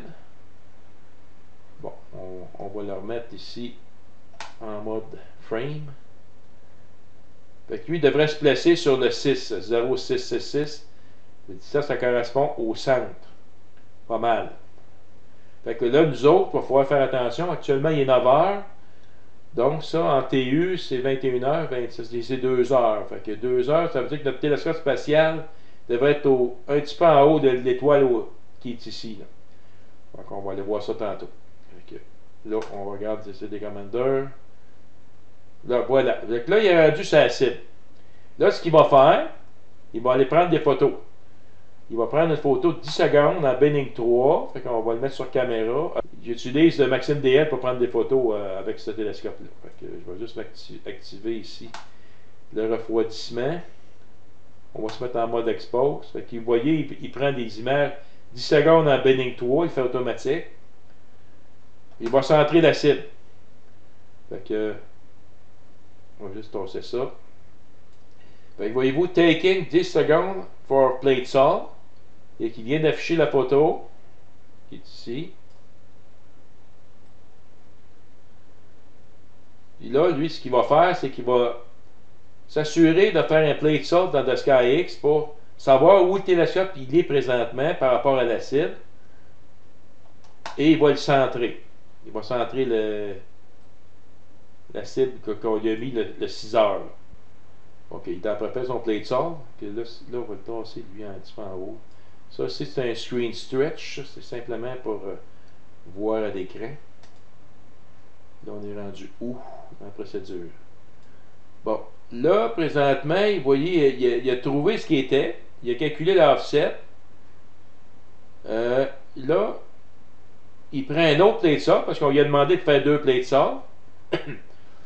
Fait que c'est encore plus précis parce que la première fois, il prend un plate solve, il calcule l'offset, il en fait un deuxième. Puis là, il est encore plus précis. Et après ça, il va pointer la cible encore. Là, il devrait centrer la cible. L'étoile est pas mal au centre ici. Là. Ça, c'est notre cible. On peut mettre à un moment donné le crosshair. Fait que là, normalement, notre vaisseau spatial devrait être pas mal où ce qu'est la croix. Là. Proche de là. Bon. Performing plate solve. Fait que moi, il faut que je m'assure qu'il réussit le plate solve. Fait que il te le marque tout ici. Fait que s'il marque plate solve fail, ben là, tu as un problème. Ça veut dire que là, ton plate solve, ça ne fait pas comme il faut. Il faut que tu essaies de voir c'est quoi qui cloche. Des fois, c'est simplement une coche à mauvaise place parce qu'il n'a pas enregistré la photo. Là. Puis il n'est pas capable de la faire s'il n'a pas enregistré la photo. Fait que tu vas cocher, puis tu la refais, puis ça marche.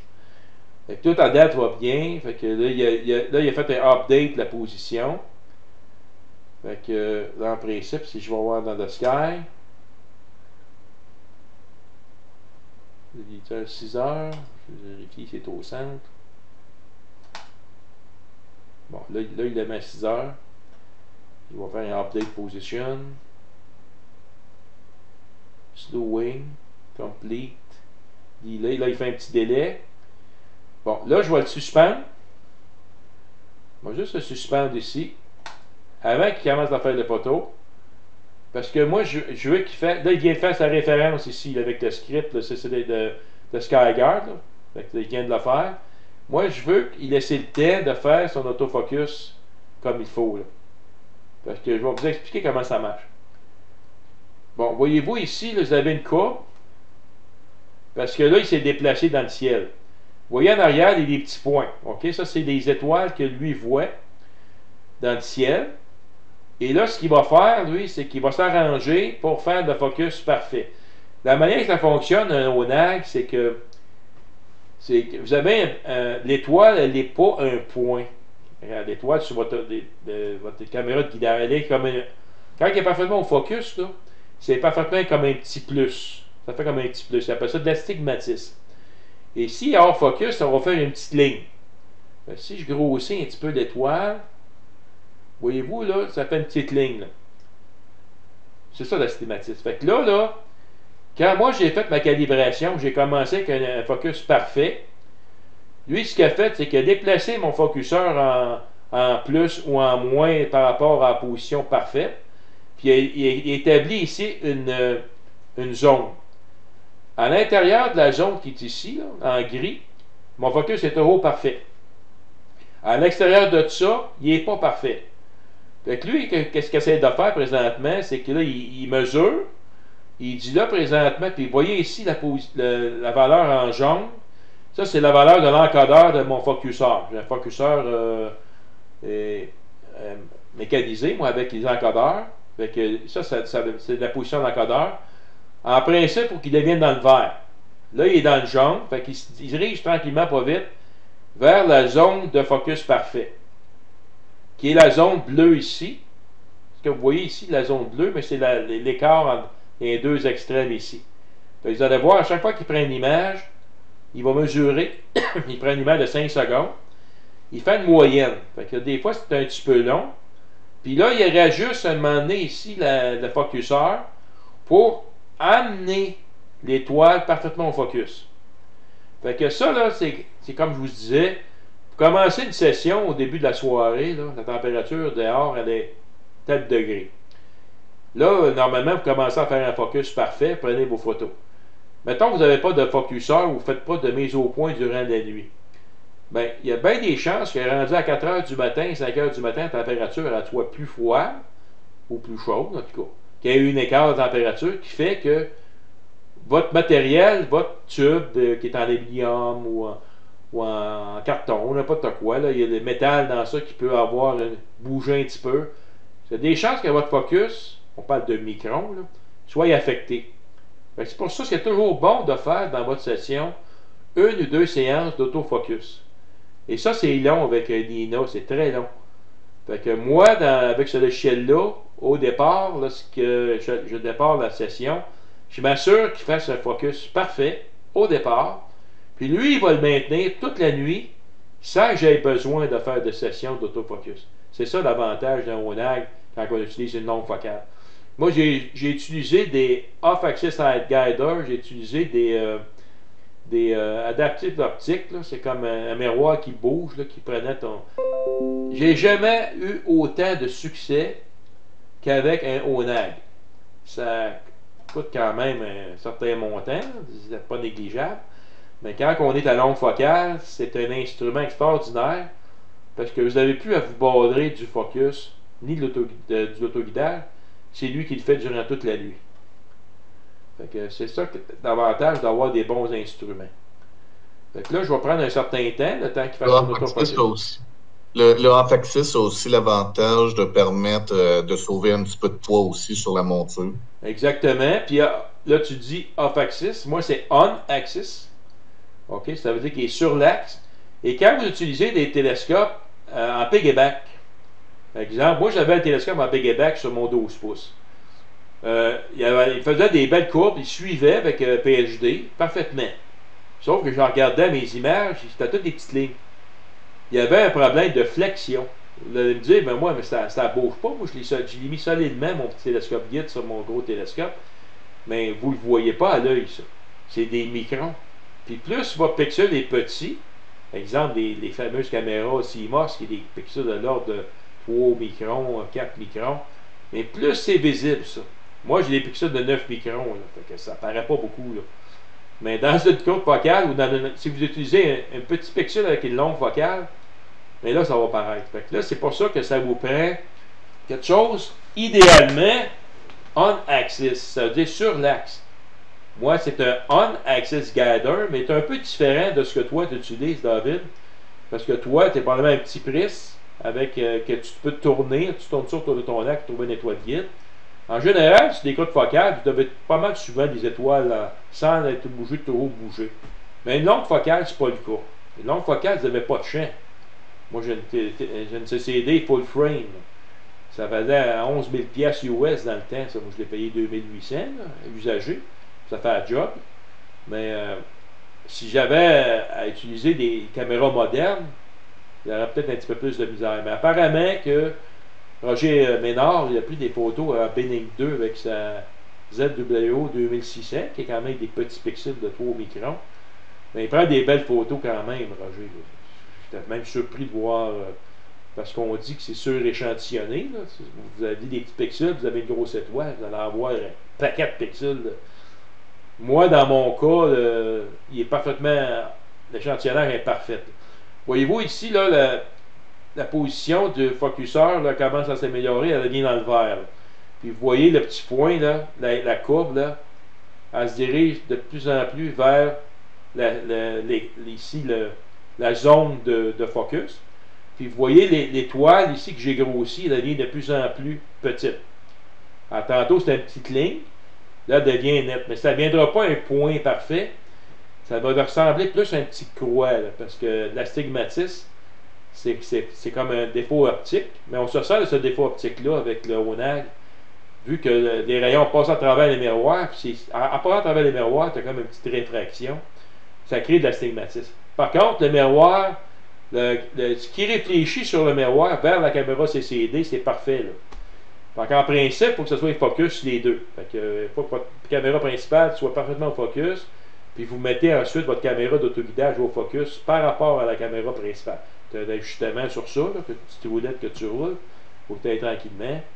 Mais une fois que ça c'est fait, ça va super bien. Fait que moi, là, quand mon focus est beau, comme là, il arrive dans la zone pas mal, il est dans le vert, ben là, je suis pas mal prêt à faire ma séquence. Là. Fait que là, je ne toucherai même plus à lui. La CCD Commander va s'occuper de restant, lui, tout le temps. Je reviens à CCD Commander. tantôt, j'avais suspendu l'action, fait qu'il a mis un point jaune. Fait que ici, je vais juste vérifier quelque chose. Ça ici, c'est guiding. Guiding, encore là, tu as une zone ici orange. Il faut que tu as 2 points ici. Tu as l'axe des X, tu as l'axe des Y. Mais il faut que ce soit le plus possible vers le centre, vers la ligne orange. Puis ça, il marque ici l'erreur en RMS. Fait que moi, mon seeing ici est à environ 4 secondes DAC. Là, j'ai un RMS de 0.7 secondes DAC en X. Puis en déclinaison, j'ai 0.4. Fait que c'est très très bon. Vous voyez, c'est pas mal proche de la ligne orange. Fait que mon guidage va super bien. J'ai activé le dithering ici. C'est pour ça que je suis obligé d'utiliser Maxim DL, mais il fonctionne en passant SkyGuard, il est compatible avec Nina aussi. Fait qu'ils l'ont mis dans Nina. Fait que Nina, je suis en train d'étudier. Mais présentement, j'aime beaucoup ces télécommandeurs parce que je le connais très bien et il est facile d'utilisation. Mais Nina fera le job aussi. Bon, je vais revenir à CCD Commander. Je vais partir mon action. Fait que je clique encore sur la petite flèche. Fait que l'action resume. Là, il va attendre 30 secondes, je crois. Programme complete, waiting until. Ah, attendez une seconde. Il y a peut-être une autre affaire que je n'ai pas faite comme il faut. Il dit d'attendre. Pourquoi? On va aller voir mon programme. Ah, c'est ça ici. Lui, il est accroché, mais je ne veux pas qu'il attende 30 minutes. Fait que, le plate sort, il était fait. Bon, voilà, bon, il était fait, donc je le laisse-tu. Ok, on va l'enlever. Fait que ce qui était fait, je peux l'enlever. Je vais quand même le laisser sur Move to 06 heures. Il va faire sa référence. Il va commencer à prendre des photos. Fait qu'on est rendu là. On va m'assurer que les autres actions sont décochées. Tout est beau. On y va avec la petite flèche ici. Fait qu'on va passer par-dessus le plate solve et tout ça. Là. Et là, on va revenir à Maxim DL. Ça va se passer maintenant dans Maxim DL, la patate. Fait que lui, il prend les images avec Maxim DL. Il se sert de SkyX pour pointer ma cible, faire des plate solve. Fait que je vais juste mettre ça ici. On le voit. Fait que connecté to the dome. Fait qu'une fois qu'il va avoir fait sa première image de 10 minutes, il va sauvegarder l'image. Donc on va aller la rechercher. On va aller faire un petit pré-traitement vite fait. On va attendre qu'il prenne la deuxième image. Et là, on va comparer les deux images. Fait que Maxim DL, on peut faire tout ça. On peut faire de la photo. Il peut prendre des photos. Ici, il y a quand même tout ce qui concerne l'observatoire, des volets observatoires ici. Il peut contrôler le dôme. Mon dôme est ouvert, il l'a montré ici. Il peut contrôler les télescopes. Sa carte du ciel, elle fait dur par contre. Là. Regarde, j'ai déjà une erreur dessus. Ah, là, il est en train de faire sur le Commander ma référence dans SkyGuard. Puis là, en principe, il va commencer à prendre des photos. On va juste vérifier. Où est-ce qu'on en est rendu avec la séquence? Fait que là, je vous explique tout ça. C'est pour ça que c'est long. Là. Mais normalement, moi, en 5 minutes, là, je pars ma séquence. Là. Puis je fais ça dans l'après-midi, mes recherches. Je fais pas ça durant la soirée quand il fait clair. Là. Je vais prendre mes ciels. Fait qu'ici, il se prépare à prendre des 600 secondes. Là, il est en train de faire un petit délai, le temps que ça se place tout. Je vais aller vérifier mon logiciel ici, SkyGuard. Le focus est dans le vert. On est ici, parfait. Fait qu'on est ici dans la zone de focus. Parfait. Le guiding, il va se préparer. Il vient de faire ma référence. Fait qu'il va commencer à mettre les points ici bientôt. Fait qu'on devrait être à la veille de commencer à faire nos photos. Fait que soyez patient, le plus fun s'en vient. Fait que je vais revenir ici, c'est des commandeurs. Fait que là, il a commencé à faire la photo. Fait qu'on le voit ici. C'est des images de 600 secondes en Benning 1 que je fais. Et je le suis. Fait que là, c'est CCD Commander qui s'occupe de tout. Tantôt, c'est vrai, j'ai pas programmé le retour du méridien. Ouais, je vais aller le faire pendant qu'il fait ça. C'est ça, c'est vrai. Le retour du méridien, il faut le programmer. Fait qu'on a dit qu'il passait le méridien, lui, à 22h18. Fait que j'enlève 5 minutes, 22h13. Moi, juste aller faire sa petite routine. On va y rajouter ça. Ce qui est le fun avec ce CD Commander, c'est que ce qu'il a fait, tu peux pas. C'est fait. Ici, il te marque skip ou bien running. Mais ce qui est après, je peux modifier ça encore. Fait que je sais pas, je vais être capable de le faire ici.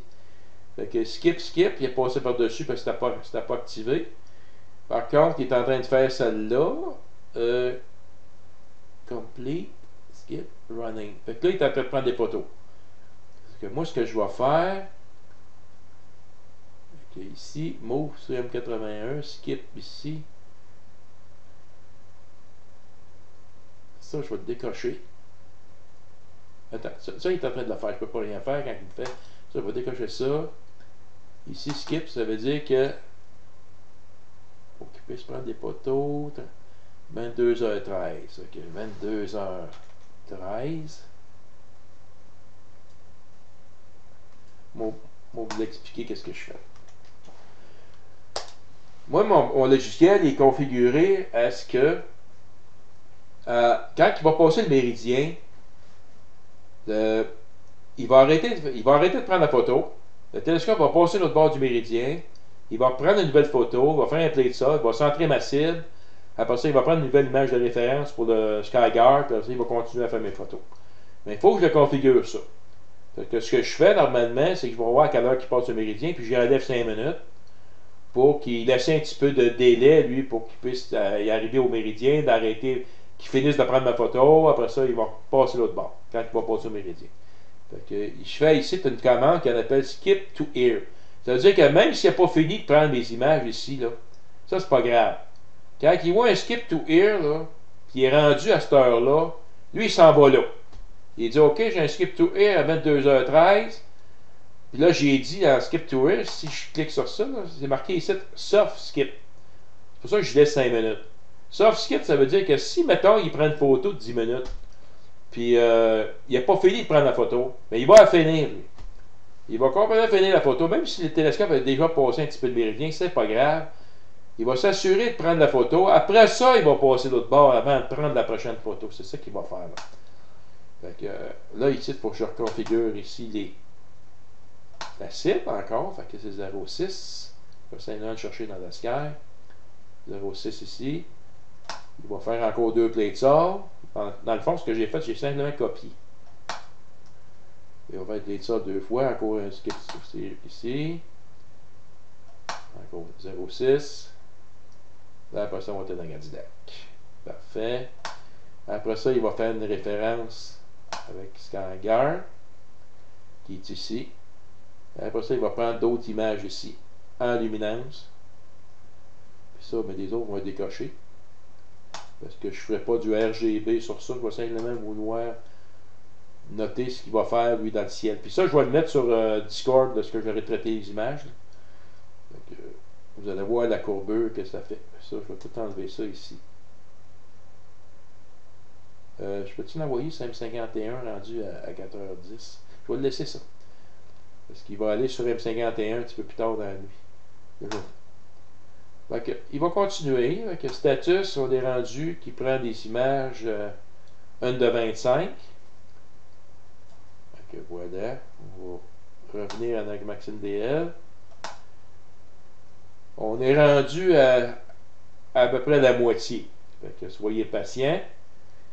On va avoir un autre petit 10 minutes à attendre. Après ça, on va s'amuser. On va comparer les images. Et là, on va voir si on voit un point se déplacer. Mais faire attention. Quand on voit un point se déplacer en comparant deux images, ça peut être un astéroïde aussi. Fait que le SkyX, qu'est-ce qui est le fun avec lui? On va revenir à lui. Je peux tout afficher les astéroïdes d'une base de données du Minor Planet Center qui est aussi précise que le JPL. Je vois ici. Je suis allé la chercher hier. Écoutez, moi, quand j'ai commencé à faire de l'astrométrie en 1999, j'ai découvert deux astéroïdes qui ont été identifiés. Un qui a été nommé René Racine, puis l'autre Madola. Ça, c'est deux nouveaux astéroïdes que j'avais découverts dans le temps. Je faisais beaucoup d'astrométrie. Et dans le temps, moi, on avait une base de données de 600 000 astéroïdes. Hier, je suis allé chercher, on est rendu à 1 200 000 astéroïdes depuis 99-2000.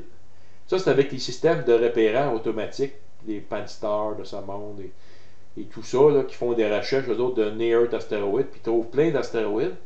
Mais quand ils en trouvent des astéroïdes, si ce n'est pas des géocroiseurs, ils s'en foutent. Ils signalent au Minor Planet Center, mais là, ça demande des observateurs. Ça veut dire que c'est des gens comme moi et vous, qui sont équipés de bons instruments, qui prennent des photos du ciel, qui repèrent les astéroïdes qui ont été découverts récemment par les observatoires professionnels, mais eux autres, ils ne suivent pas ceux-là. Ils font les signaler. Fait qu'eux autres, le Minor Planet Center, ils ont besoin d'astronomes amateurs pour prendre des images de ces astéroïdes-là, puis vous prenez des mesures astrométriques avec un petit logiciel qui coûte environ 50$, puis vous envoyez vos données au MPC, puis eux autres configurent les orbites avec les données astrométriques que vous faites. Et ça, là, c'est fantastique. Ça ne demande pas de filtre, ça ne demande pas d'équipement super sophistiqué, comme la photométrie. Moi, je l'ai fait durant plusieurs années. J'aimais bien ça. Puis, tu allais sur le site du Minor Planet Center, tu allais chercher des astéroïdes qui ont besoin de suivi. Puis là, des fois, tu ne les trouves pas, il faut que tu les cherches un petit peu. Je prenais des images, je les comparais. Puis là, m'en ai renvoyé un. Puis là, j'allais voir dans la base de données du Minor Planet Center s'il était connu. Des fois, ce n'était un qui n'était pas connu. Bah, c'est lui qui a probablement, il faut que je prenne des mesures. Puis là, je prends les mesures. Éventuellement, je ferai une petite démonstration de ça. Je vais vous montrer comment c'est le fun de faire de l'astrométrie aussi.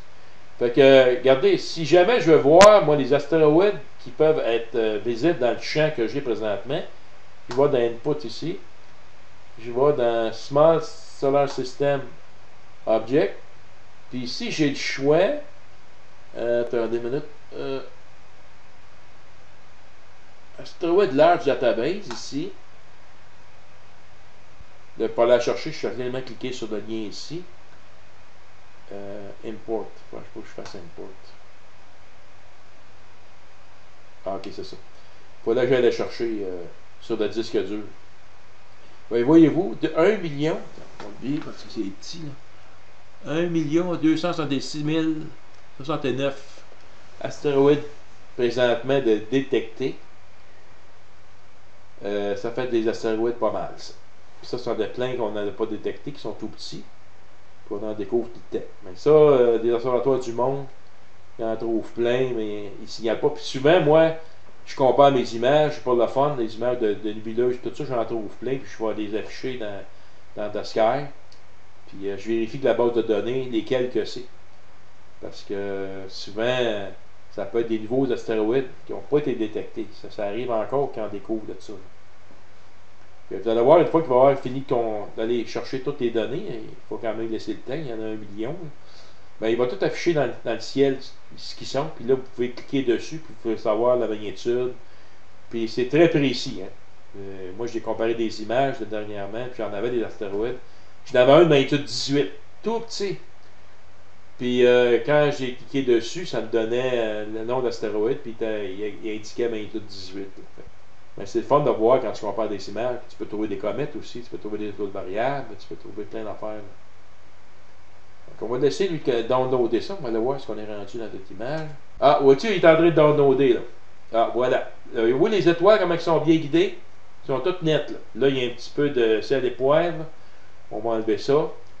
Fait qu'on on a notre. Oups, j'ai oublié de fermer. Regardez ici, c'est un bel exemple de ce que peut donner une lampe infrarouge. Regardez bien. Voyez-vous, j'ai laissé ma lumière de ma caméra infrarouge. J'ai une caméra installée sur ma corniche. Il y a des petites LED infrarouges dans ça, puis ça éclaire mon observatoire. Mais les CCD, les CMOS sont très sensibles à ça. Voyez-vous, moi je suis en hauteur, puis là je pointe vers le zénith. En réalité, je pointe vers le. Pas loin de Castor et Pollux. Mais la lumière infrarouge, elle est réfléchie dans mon tube, puis elle est captée par ma caméra CCD. Je suis obligé de fermer ma lumière infrarouge, sinon. Ça, souvent, ça fait comme des dégradés dans mes images, parce que je pense pas des fois. Mais c'est très sensible, ça. Si vous avez des petites lumières allumées dans votre observatoire, arrangez-vous pour que ça soit caché, ça. parce que ça peut être sensible à votre caméra. Fait que je vais aller fermer ma lumière infrarouge, je peux la fermer à distance. Là. Fait que je vais aller cliquer ici dans mes paramètres.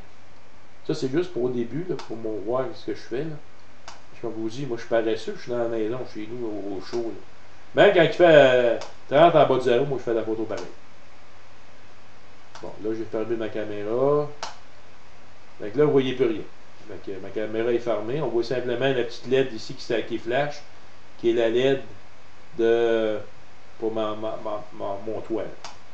Fait que là, voyez-vous, là, ça a fait ici un petit flash. Là. Quand vous voyez des dégradés comme ça dans vos images, il y a une autre affaire qui peut être ça, qui peut faire ça aussi. Ça, j'ai souvent vu ça. Quand vous avez des dégradés, parce qu'un exemple, vous photographiez la Lune pas loin, ou vous avez de la pollution lumineuse, puis vous voyez des dégradés dans votre image, allez, ça peut être vos tubes, ça. Les tubes que vous mettez pour les adaptateurs, là, pour mettre vos caméras, pour mettre ça dans votre télescope. À l'intérieur de ça, le tube, c'est noir anodisé, ça. C'est un noir qui est réfléchi. La lumière infrarouge, vous ne la voyez pas à l'œil, mais ça réfléchit. Puis vous ne les voyez pas, mais ça peut créer des dégradés dans vos images. Ben, moi, ce que je vous conseille de faire, quand vous avez des adaptateurs comme ça, puis vous voyez des dégradés, prenez un petit papier sablé, puis sablez tout l'intérieur de vos tubes, là, même si c'est noir anodisé, là. Puis mettez du noir mat qu'on se sert là, pour les poêles à bois. C'est un noir bien mat, ça. Lui, ça va tout enlever les réflexions. Là. Puis vous n'aurez plus ces dégradés-là. Là. Fait que souvent, je vois ça dans les images, les gens se plaignent. J'ai trop des dégradés dans mes images, je comprends pas pourquoi. Ben, j'ai dit, la Lune, t'as-tu dans le coin? Ouais, t'as pas loin. Ben, moi, j'avais ça, moi aussi, avec la Lune. Là. Puis, j'avais ça aussi quand j'avais des lumières autour polluées, là, des lumières parasites. Là. Fait que, essayez autant que possible d'éliminer ça. Fait qu'on va aller préparer notre image. Fait que ça, c'est la 469. Elle va se faire écraser là, par la prochaine. Fait que, avec la prochaine image, là, on va la comparer. On va avoir 10 minutes d'écart. Peut-être que c'est pas assez. Peut-être que ça va prendre une autre photo. En général, quand vous voyez des objets se déplacer dans vos images, vous devez prendre minimum 3 photos. Pourquoi? Parce que ça peut être un pixel show, ça peut être un artefact, ça peut être plein d'affaires. Il ne faut pas confirmer que c'est un objet qui se déplace réellement tant que vous n'aurez pas au moins 3 images. Moi, quand je faisais des astéroïdes, j'en avais à peu près une quinzaine d'images. Puis quand je comparais toutes mes images, je voyais très bien l'astéroïde qui faisait comme une traînée là, dans mes images. Ça, c'était vraiment réel. Mais souvent, j'ai des points chauds, ça peut être des rayons cosmiques, ça peut être regardez ici, là, j'ai des. Là, je suis à moins 25, là, ici, je suis descendu mon refroidisseur à moins 25. Ben, j'ai des petits points, là. OK? C'est des pixels chauds, là. Des fois, j'ai des petites colonnes aussi, là. Ça, c'est typique des caméras CCD, mais ça disparaît tout avec les traitements d'image. Vous n'avez pas à vous inquiéter de ça, là. Fait que, ça, par contre, ça m'écoeure d'avoir ça, des petites taches de même, parce que ça, tu peux pas enlever ça ben. Ça ne nuira pas ce soir pour notre projet, parce qu'à moins que le télescope spatial soit vraiment dans cette partie-là, mais s'il n'est pas trop faible, je ne sais pas sa magnitude, il y a quoi qu'on faut s'attendre. Là. Moi, je peux me rendre en 10 minutes, je me rends pas loin de magnitude 20. Là. 19, 20, là, dans les meilleures conditions de ciel. Fait que, on va aller voir mon ciel, c'est encore beau en passant, parce qu'on sait jamais. Au Québec, ouais, il est encore beau. Fait que, ça a l'air pas si pire. Fait que, on est rendu à quasiment 3 minutes. Puis, quand je fais un pré-traitement, ici, avec Maxime DL, j'ai dans le process, je fais mes images de calibration. Puis, je vais aller chercher ici. Je fais des masters avec ça. Fait que, je sélectionne les images master. On voit que c'est des 1. Fait que j'ai des dark. En Benning 2, j'ai marqué dark 2. Fait que vous voyez ici, c'est en Benning 2 par 2. Ça, c'est quand je fais du H-alpha. Je fais des bias. Je fais des master bias avec des températures de moins 25. Parce que l'hiver, moi, je me fais une banque d'images de pré-traitement de moins 25. Puis l'été, je m'en fais une banque de moins 10. Je ne peux pas descendre en bas de moins 10 l'été à cause il fait trop chaud. Mais je me fais des banques comme ça. Fait que je vais chercher mes images de pré-traitement. Puis quand je vois ici l'image à l'écran, on va on l'a pré-traité. Fait que je vais simplement faire un process, un calibrate. Fait que ça, en principe, ça va tout disparaître. Voyez-vous, ça a tout disparu. Il en reste au haut des quelques-uns. Ça peut disparaître en appliquant un petit filtre ici. Ça, c'est comme une correction cosmétique dans PixInsight. Ça fait la même affaire. Ici, j'ai Kernel. Puis dans ça, j'ai un paquet de filtres que je peux utiliser. Là, comme exemple ici, si je mets le filtre médian, je vais enlever l'auto.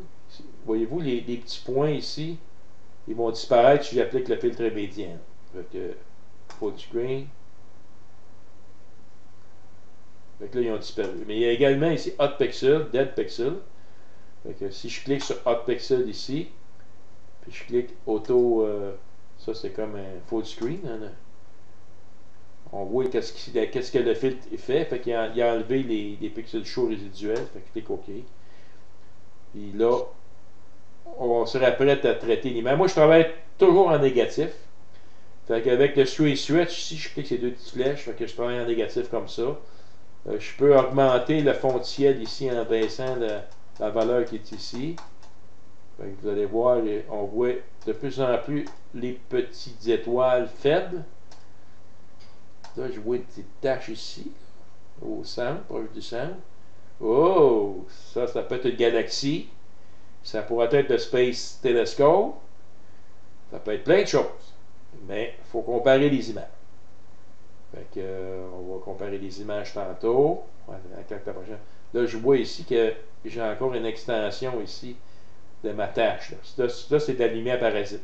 Infrarouge, je le sais, je l'ai eu souvent. La prochaine photo, là, je pense pas que je vais l'avoir à cause que j'ai fermé. Ici aussi, avec cette DL, qu'est-ce qui est le fun, c'est que je peux enlever des dégradés. Là, je n'ai pas beaucoup, là. Mais des fois, j'en ai un petit peu plus quand il y a de la lune. J'ai des fonctions ici comme Auto Remote Gradient. Fait que ça, je peux appliquer ça. Puis je regarde si l'image, ça l'améliore. Sinon, je reviens en arrière. Puis dans ça, il y a un autre. Il y a trois fonctions intéressantes. Auto Flatten Background. Je clique sur ça. Fait que lui, il va encore là me montrer qu'est-ce que ça fait comme effet. Si je n'aime pas, je reviens en arrière. Ici, j'ai les fonctions de pinpoint astrométrie. Fait que ça, il fait une astrométrie. Je peux également faire de la photométrie avec Maxime DL. Je peux faire plusieurs traitements d'image. J'ai tout fait une série de tutoriels que j'ai mis sur mon site web, sur Maxime DL, de SkyX, de CD Commander, éventuellement peut-être sur Nina. Fait que ça, c'est toutes les fonctions qu'on peut appliquer. Là, comme ici, j'ai des curves, j'ai des histogrammes, des stretch. Un peu ce qu'on trouve dans Maxime dans l'autre, dans PixInsight. Mais pour pouvoir travailler en temps réel pendant qu'il prend une photo. Mais l'outil qui me sert le plus, c'est l'outil Animate ici. L'animation. Ça, c'est un comparateur. PixInsight, il y en a, le Blink. Fait que tu mets tes images à l'écran puis tu compares. En fait, dans PixInsight, l'inconvénient, c'est que je ne peux pas mettre d'image à l'écran pour comparer. Il faut que je les mette dans un dossier. Et là, je vais cliquer sur le dossier, puis là, il va faire apparaître les images, puis là, je vais pouvoir comparer mes images. Maxime DL, par contre, je peux les avoir à l'écran. Fait que je peux aller chercher n'importe quelle image à l'écran, puis les comparer entre les deux. Fait que, on va faire ça. Fait que là, la prochaine image s'en vient, on va commencer à comparer. On va s'amuser à comparer ça. Probablement que lui, il va l'afficher. Il va l'écraser, mais on va aller chercher sur le disque dur après. Donc, on va laisser finir sa job. On va regarder, voir si SkyGuard est toujours correct. De temps en temps, il faut vérifier. Voyez-vous, ici, ça va super bien. On est à 0.6 arc seconde de RMS en ascension droite, 0.5 en déclinaison. Ici, dans le focus, on est dans notre marge d'erreur. C'est super. Fait que, tout va bien avec SkyGuard. Ici, notre température, qu'est-ce que ça a l'air? On va cliquer sur ça. Bon, voyez-vous, l'ambiante, c'est le jaune. Puis ici, le primaire. Fait que ici, c'est des écarts de température. Fait que, il y a à peu près 1 degré d'écart. Voyez-vous, ça joue en zigzag. Fait qu'il actionne, il arrête, il actionne, il arrête, il actionne, il arrête. Fait qu'il n'y a pas beaucoup d'écart. Il y a à peu près 1 degré d'écart entre chacun en termes des températures. Plus ou moins par rapport à la température ambiante. C'est ce qu'il faut faire. Parce que si vous mettez trop de chaleur, mais là, ça peut déformer votre figure optique. Là. le froid, le chaud, c'est pas trop bon. Dans mon cas, moi, c'est fait pour ça. Il est fait par la compagnie. Fait que ça marche très bien. Bon, on download la deuxième image. Attachez vos trucs. On va commencer à s'amuser. Fait que tout mon focus est beau. Mon autoguidage est beau. Là, maintenant, il faut trouver notre site. Le download est plus long parce que c'est un USB 1. On n'a pas les downloads modernes. Ici, on ne voit plus rien parce qu'il est écrasé. On va le mettre médium. Regardez bien ce que je vais faire. Donc, on va le chercher. Ça, c'est l'image 54 sur des 10. Ben, je vais chercher la 54 sur des 9. C'est mon disque dur. OK, elle est ici. Donc, je la sélectionne. Je la fais pareil. Bon. Là, j'ai ma deuxième image qui est ici. Bon. Donc là, ce que je vais faire, je vais appliquer, la première chose que je vais faire, je vais appliquer un pré-traitement à mes deux images. Là, vous voyez, je continue à prendre des photos en même temps. Là. Donc, je peux travailler avec Maxime DL pendant qu'il prend une photo. Puis c'est les computers qui s'occupent de tout ça. Fait que, on fait un pré-traitement. Vu que j'ai deux images, je vais faire un Calibrate All. Fait que, automatiquement, il va me calibrer les deux images. Là, j'en prends une. Ici, je laisse faire des petits pixels chauds là, pour l'instant. Je ne me casse pas la tête avec ça. Je vais prendre celle-là. Je vais en mettre en négatif. Là, je vais aller chercher le fond du ciel. Là, pour aller chercher le télescope spatial, là, il faut travailler avec le fond du ciel en négatif.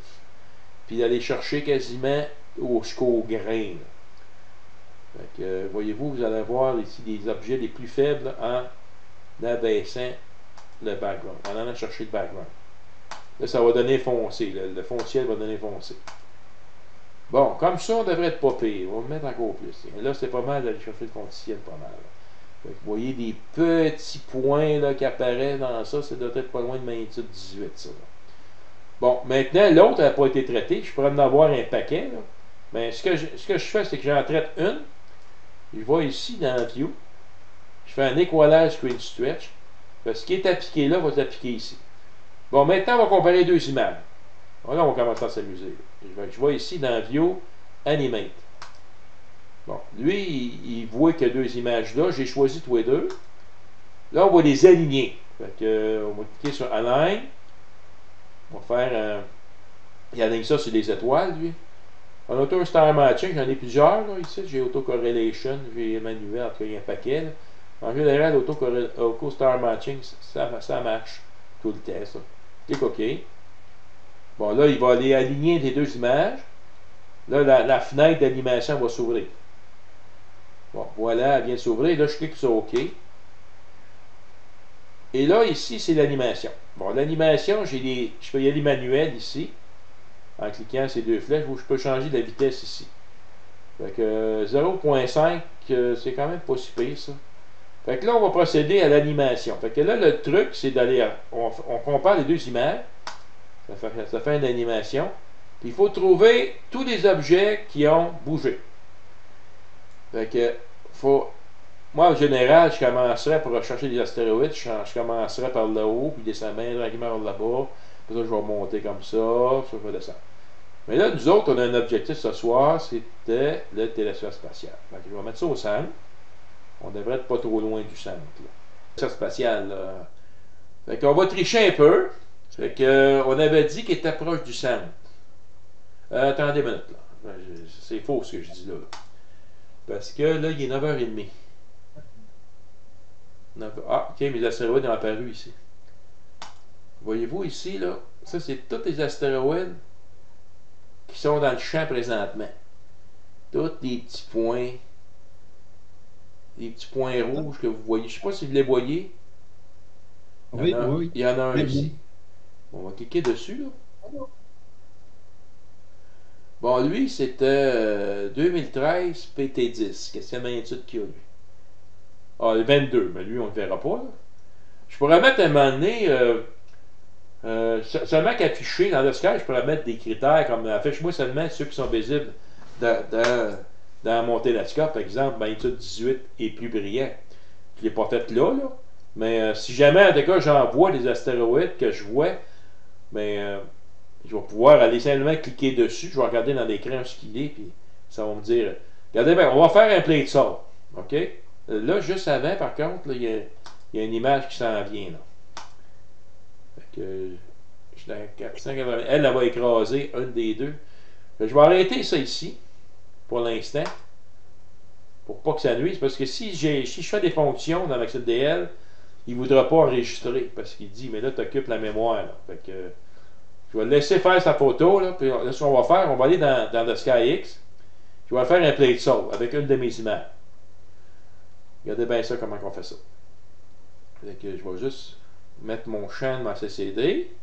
Fait que tout ce qui est en violette, c'est ma chaîne CCD. Ici, j'ai des icônes que j'ai configurées moi-même pour faire un plate solving. Fait que, au départ, je vais chercher mon image, OpenFits. Je vais aller chercher ça sur mon disque dur. Fait que, on avait dit qu'on va aller chercher la 410, l'avant-dernière. Bon, fait que ça, c'est mon image que j'ai été chercher, qui a été prise avec MaxDL. Je vais lui faire dans le sky ici un plate solve. On va le mettre sur blind. On va essayer de même. Bon, ce que ça fait, ça, c'est qu'il compare les étoiles de mon image avec les étoiles du planétarium. Puis lorsqu'il va le matcher, il va le faire apparaître dans le planétarium. Puis là, je vais pouvoir exactement savoir où est mon fameux télescope spatial. Où regarder. Des fois, là, le télescope spatial, il change de magnitude durant la nuit. Hein. Moi, j'ai vu des périodes que je ne le voyais quasiment pas. Puis un petit peu plus tard dans la nuit, il était super brillant. Je ne sais pas s'il y a une orientation qui se place ou quoi, là, qui fait qu'on le voit plus certaines périodes. Ah, là, là. Fait que là, il a réussi à faire le plate solve. Fait que vous voyez, il marque les données ici. Fait qu'il me dit que j'ai un échantillonnage de 0.112 arcs-secondes par pixel. J'ai un angle de position de 0 degré par rapport au pôle Nord et la chaîne, tout ça. Fait que ça, c'est fait. Puis ça correspond ici, en arrière, au champ. Et ça, ici, je peux enlever la photo. Là. Regardez bien, je vais juste simplement désactiver la photo. Fait que vous voyez la grosse étoile qui est ici, la petite étoile qui est là. Fait qu'on va la revoir sur la photo. Fait que la grosse étoile, la petite étoile. Il faut que j'essaie de repérer. Là, nous autres, actuellement, il est 9h30. 21h30 plus 5, ça fait 26. Ça fait 2h30. Fait que 2h30, ça devrait être à peu près ici, là. Fait que, il faut essayer de repérer ces petites... Il y a une étoile brillante ici. J'essaie de repérer... le bois dans mon image, c'est où que ça correspond. Ok, fait que j'ai une idée pas mal où regarder. Ok. Fait qu'on va essayer de repérer ces deux-là, puis on devrait être au-dessus ici. On va aller voir dans Maxime. On va aller essayer d'explorer ça. Bon, fait que lui, il a pris le deuxième. Ben là, on a quand même 20 minutes d'écart. Quoi, c'est la derrière? C'est avec la tâche? Je pense que oui. Ah oui, la tâche viendrait là. Bon, ok. Fait que ce que je vais faire, c'est simplement y appliquer un pré-traitement comme j'ai fait avec l'autre. On va l'aider un petit peu pour l'avoir. On va mettre ça en médium. On va y faire un petit pré-traitement vite fait. Calibrate. Bon, parfait. Fait que lui, je prends lui comme référence. Puis je veux qu'il mette l'autre pas mal semblable. Fait que je vais dans View. Equalize Screen Stretch. Il met ça en négatif. On met ça dans Animate. On amène les deux images. On va aligner tout ça. Bon, ici, AutoStar Matching, fait que ça c'est aligné, je clique OK, il va m'afficher la... Ça c'est notre télescope spatial. Fait que, il y a d'autres défis. Avec Éric Bonneville, qui est présent ce soir, on avait fait la capsule Orion. Et la capsule Orion, c'est un peu semblable à ça. Ça avait des petites lignes. Parce que quand on posait une minute, à cause de la vitesse, ben, c'était pas un point, c'était un trait. C'est comme ça qu'on est détecté. C'est quand même un beau projet à suivre. Là, quand il y en a même un, je l'ai pas cet ordinateur-là. Il y en a même un qui a photographié à une distance de 400 000 km. Ça, c'est proche de la Lune. Là. Parce que lui, là, il a fait le tour de la Lune, là, cette capsule-là, avec des mannequins. Là. Mais lui, le gars, là, le photographié avec un plane wave 17 pouces, il avait évalué magnitude 16, donc ça serait possible pour un télescope comme le mien de le photographier. Puis on le voyait comme un petit point là, parmi les étoiles, là, parce que lui, il y a de monture paramonte aussi, puis il suivait le petit point. Là. Puis on le voyait très très bien la capsule qu'il avait photographiée. Puis il était à 400 000 km. Fait que c'est des projets de fun qu'on peut s'essayer avec des équipements, différents équipements. Fait que c'est ça, vous avez vu quand même une bonne idée comment j'ai procédé ce soir d'un bout à l'autre. Fait que si on résume, je suis allé chercher des données dans son tournoi de déclinaison sur le site du GPL Small Database, l'objet CDS. J'ai importé ça dans le SkyX. Et après ça, j'ai pointé le télescope dessus. J'ai pris des pauses de 10 minutes. Fait qu'on voit la trajectoire ici. Fait que je vais le laisser runner, moi, pendant toute la nuit. Sur ça, quand jusqu'à temps que je vais le perdre, là, parce qu'il va passer le méridien bientôt. Là. Et vous allez voir, à un moment donné, sa trajectoire, si je peux la mettre là, demain. Là. Toute l'histoire du télescope spatial, moi j'ai suivi ça à toutes les étapes, là, depuis la construction jusqu'à temps qu'il soit déployé à ce site-là. Puis je l'ai photographié dans le ciel à maintes reprises.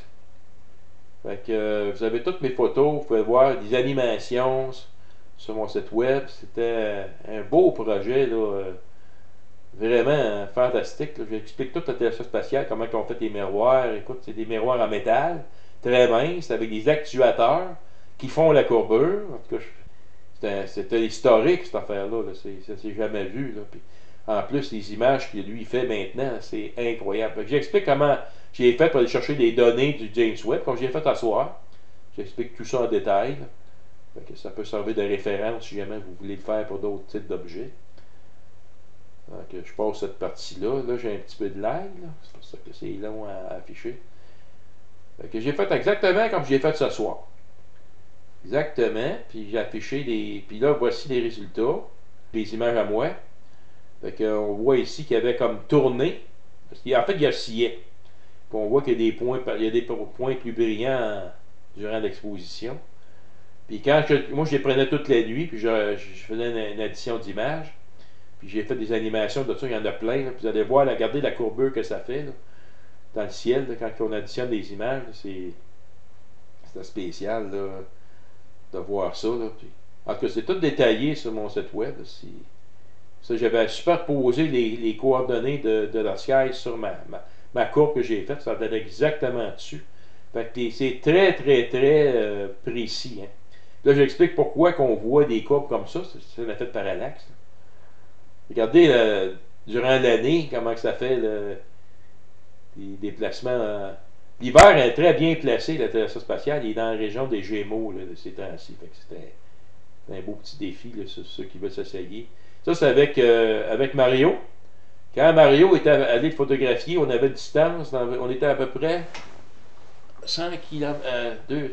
Mario était dans le parc de la Mauricie, moi j'étais dans l'Outaouais, à distance. Ça, c'est ma courbe à moi de déplacement. Puis Mario, il a réussi rien qu'à faire un petit bout, lui.